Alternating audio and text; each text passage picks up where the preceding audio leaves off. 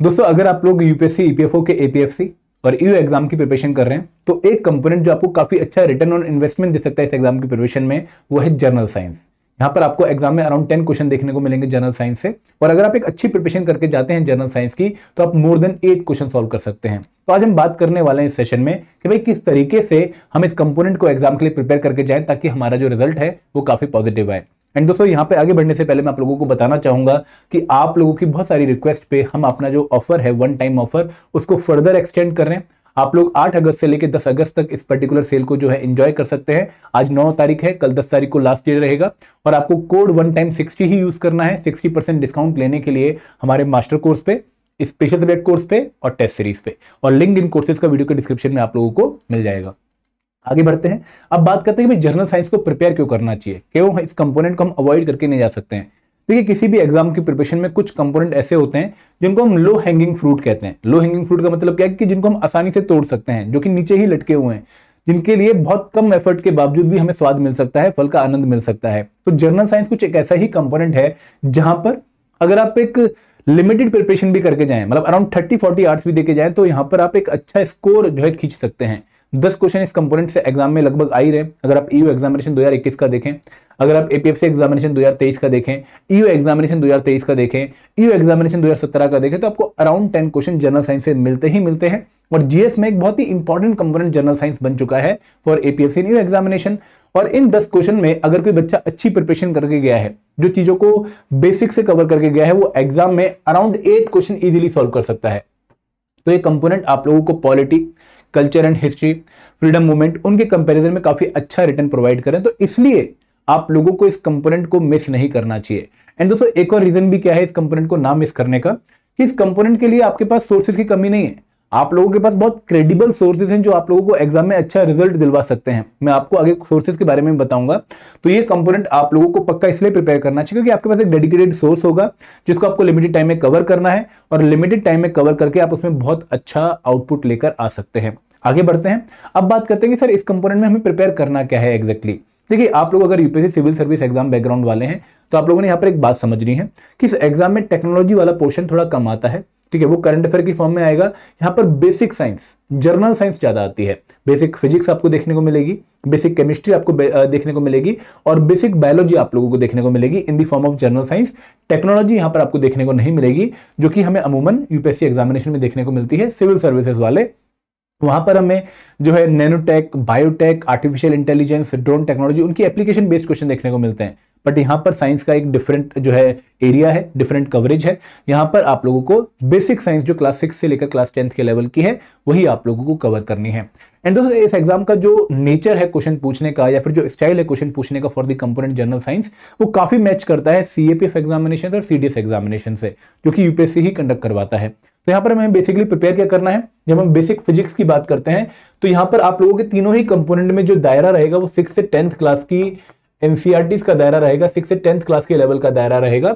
जहां पर आप मोशन के बारे में पढ़ते हैं, जहां पे आप डिस्प्लेसमेंट क्या होती है, ठीक है, वेलोसिटी क्या होती है, स्पीड क्या होती है, इन बेसिक टर्म्स को कवर करते हैं। काइनेमेटिक्स के बारे में पढ़ते हैं, डायनामिक्स के बारे में पढ़ते हैं। फिर हम कवर करते हैं न्यूटन्स लॉ ऑफ मोशन, काफी इंपॉर्टेंट है और लास्ट टाइम इसके ऊपर एक क्वेश्चन भी आया। फिर हम फ्रिक्शन के बारे में पढ़ेंगे। फिर हम कवर करेंगे फोर्स, प्रेशर, इनकी यूनिट्स वगैरह क्या होती हैं। ग्रेविटेशन के बारे में पढ़ते हैं, ग्रेविटेशनल पुल, उनका जो फॉर्मूला है वो हम कवर करेंगे। फिर work, energy, power, wave theory, sound wave इसमें इंपॉर्टेंट टॉपिक हो गया, इलेक्ट्रिसिटी, मैग्नेटिज्म और लाइट। एंड दोस्तों लाइट एक बहुत बड़ा टॉपिक है जहां से हमें पिछली बार एग्जाम में 2 क्वेश्चन देखने को मिले। तो बेसिक फिजिक्स में आपने हर एक टॉपिक को अच्छे से प्रिपेयर करना है। बहुत ज्यादा टाइम कंज्यूमिंग ये नहीं है और बहुत ज्यादा डिफिकल्ट भी ये नहीं है, क्योंकि आप में से सभी बच्चे जो कि इवन नॉन साइंस बैकग्राउंड के क्यों ना हो, उन्होंने 6 से 10th में साइंस तो पढ़ी है। तो ये चीजें बस आपको एक बार रिविजिट करनी है। नो डाउट काफी लोगों को काफी लंबा ब्रेक हो गया होगा, बट ये चीजें जो है कवर करने में डिफिकल्टी नहीं आती है। ये चीजें उतनी डिफिकल्ट टू अंडरस्टैंडिंग जहां पर आपको बहुत ज्यादा इन्वेस्ट करना पड़ेगा टाइम। अगर मैं केमिस्ट्री की बात करूं तो केमिस्ट्री में थोड़ा सा आप लोगों को समझने के साथ साथ रट्टा भी मारना पड़ेगा कुछ चीजों का। तो यहां पर हम कैसे शुरुआत करेंगे, हम पढ़ेंगे atom and molecule, basic of chemistry से स्टार्ट करेंगे। फिर हम एलिमेंट्स क्या होते हैं, कंपाउंड्स क्या होते हैं, मिक्सचर क्या होते हैं, वो हम कवर करेंगे। केमिकल बॉन्डिंग, डिफरेंट टाइप की बॉन्डिंग कौन कौन सी होती है, कोवेलेंट बॉन्ड क्या होते हैं, आयोनिक बॉन्ड क्या होते हैं।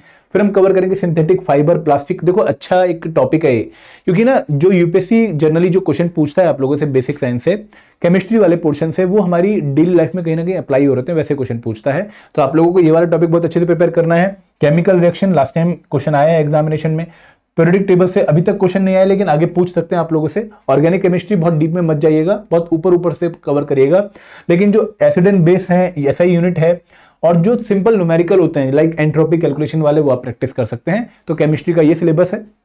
और अगर मैं बात करूं बेसिक बायोलॉजी की, जो काफी बच्चों को टफ लगती है, केमिस्ट्री और फिजिक्स को फिर भी पढ़ लेते हैं, तो यहां पर cells and tissues, nervous system, endocrine system, skeleton and muscular system, human digestive system, excretion system, heredity and evolution के बारे में।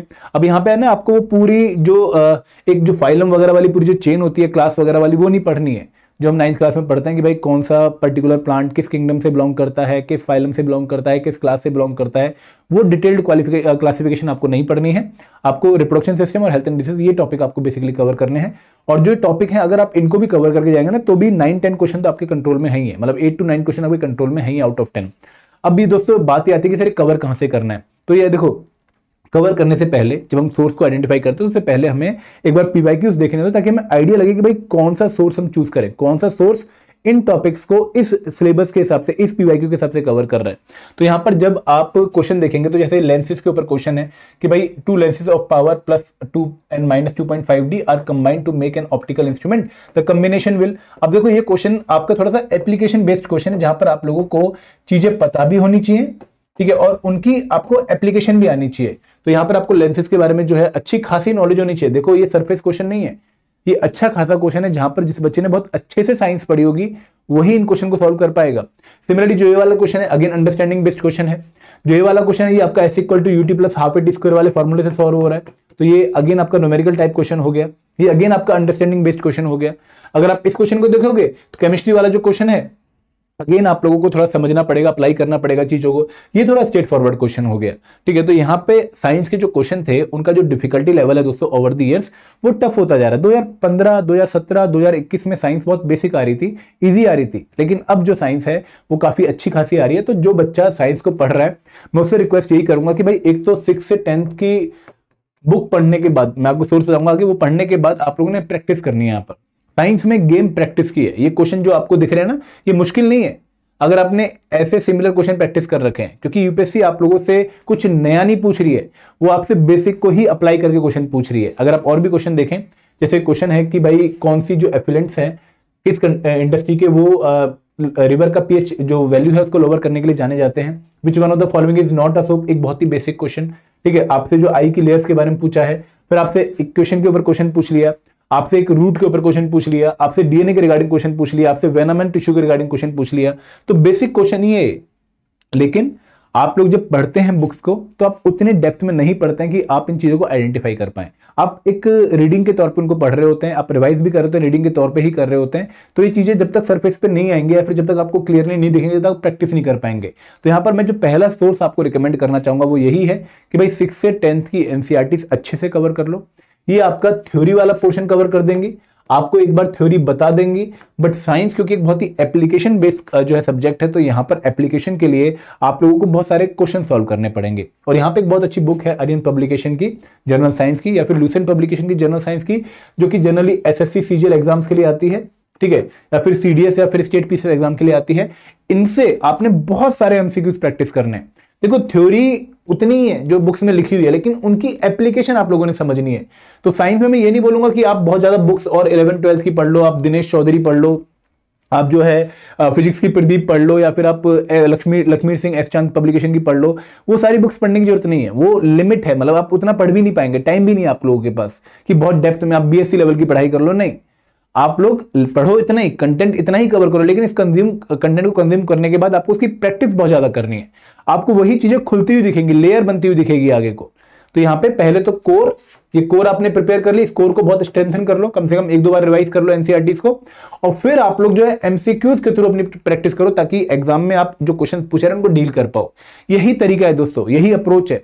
मतलब साइंस की जो बच्चे सीएपीएफ सीडीएस के लिए तैयारी करते हैं, स्टेट पीसीएस के लिए तैयारी करते हैं, कंटेंट एक लिमिटेड ही पढ़ा जा सकता है, बट उसके ऊपर एप्लीकेशन प्रैक्टिस बहुत ज्यादा करी जा सकती है। तो यहां पे मैं हर बच्चे से ये रिक्वेस्ट करूंगा कि साइंस में कंटेंट एक लिमिटेड एक्सटेंट तक कवर कर पाओगे, लेकिन प्रैक्टिस को आप बहुत अच्छा बढ़ा सकते हो। एंड दोस्तों इसके बाद एक और मेरी रिक्वेस्ट हर बच्चे से यही है कि भाई आप स्टेट पीसीएस जो आपका है उसमें अगर जनरल साइंस आता है उसके पीवाईक्यूज पिछले कम से कम 10 सालों के, आपको 5 सालों के सीएपीएफ, सीडीएस और सीजीएल के जो पेपर है जहाँ पे साइंस के क्वेश्चन आते हैं वो आपने पक्का सॉल्व करना, क्योंकि यहाँ पे क्वेश्चन रिपीट होते हैं और यहाँ पर आपको एक टोन पता लग जाता है कि भाई यूपीएससी बेसिक साइंस से किस तरह के क्वेश्चन आपसे एग्जामिनेशन में पूछ रहा है। तो ये सोर्स आप लोगों ने बहुत अच्छे से फॉलो करने हैं।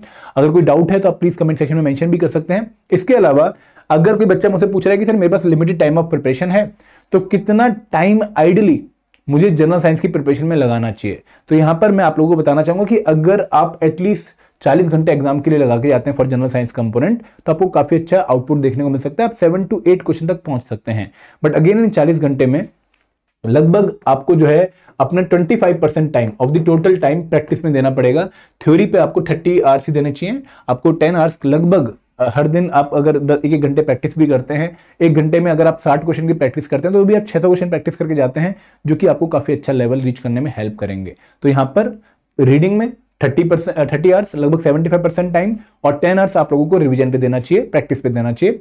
और दोस्तों अगर आप लोग किसी पर्टिकुलर एजुकेशनल बैकग्राउंड के, जैसे फॉर एग्जांपल अगर आपने बीएससी कर रखी है केमिस्ट्री में, फिजिक्स में, बायो में, तो अगेन आपको एडवांटेज है, बट जो एरिया आपने कवर नहीं कर रखा उसको आपको प्रिपेयर करना है। और ये मान के नहीं चलना कि मुझे सब कुछ आता है, क्योंकि हम जब ऊपर जाते हैं ना तो बेसिक हमारे वीक होते जाते हैं, हमारा जो टच है बेसिक से वो कम होता जाता है, खत्म होता जाता है। तो वो टच आप लोगों ने मेंटेन रखना, क्योंकि यहाँ पे क्वेश्चन बेसिक ही आ रहे हैं, क्वेश्चन एडवांस नहीं आ रहे, 11th लेवल के नहीं है, 12th लेवल के नहीं है, लेकिन जिनका बेसिक कवर है, क्लियर है, वही इनको सॉल्व कर पाएंगे। ठीक है, तो यहां पर आप लोगों का अगर बैकग्राउंड सीएपीएफ वाला है, सीडीएस वाला है, तो जो प्रिपरेशन आप लोग कर रहे हैं ऑलरेडी जनरल साइंस के लिए, वही सोर्स, वही प्रिपरेशन आप यहां पर भी कंटिन्यू कर सकते हैं।